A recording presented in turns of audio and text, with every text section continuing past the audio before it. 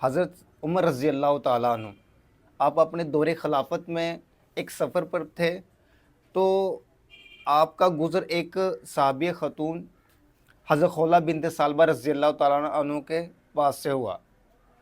تو حضرت خولہ بنت ثعلبہ رضی اللہ تعالیٰ عنہ آپ وہی عورت ہے کہ جن کا ذکر قرآن مجید آیت نمبر 58 سورۃ المجادلہ میں، کہ مجادلہ کا معنی ہوتی ہے بحث و تکرار کرنے والی عورت۔ جب سیدنا عمر رضی اللہ تعالیٰ عنہ کا گزر آپ کے قریب سے ہوا تو اس عورت نے آپ کو روک لیا۔ تو اس عورت نے کہا کہ اے عمر، تمہیں یاد ہے کہ جب تمہیں عمیر کہا جاتا تھا پھر تمہیں عمر کہا جانے لگا اور اب لوگ تمہیں امیر المؤمنین کہتے ہیں۔ اب سیدنا عمر رضی اللہ تعالیٰ عنہ آپ خاموشی کے ساتھ کھڑے ہو گئے اور اس عورت کی باتوں پر بالکل فوکس کر لیا، دھیان کر لیا۔ تو اس عورت نے کہا کہ اے عمر، اللہ رب العزت سے ڈرتے رہا کر۔ آپ نے کہا کہ جس کو موت پر یقین ہوتا ہے اسے اندیشہ رہتا ہے کہ کوئی ضروری چیز رہ نہ جائے۔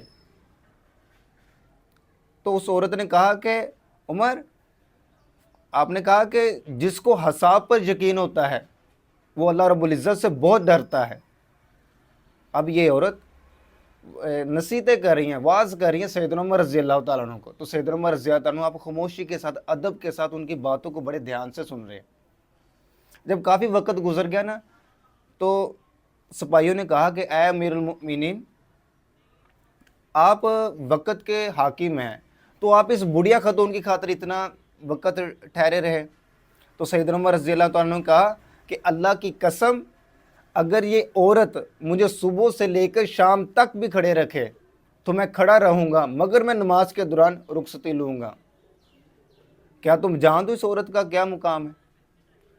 آپ نے فرمایا کہ یہ وہ عورت ہے کہ جن کی آواز اللہ رب العزت نے 7 آسمانوں کے اوپر سن لی اور عمر اس کی آواز کو نہ سنے،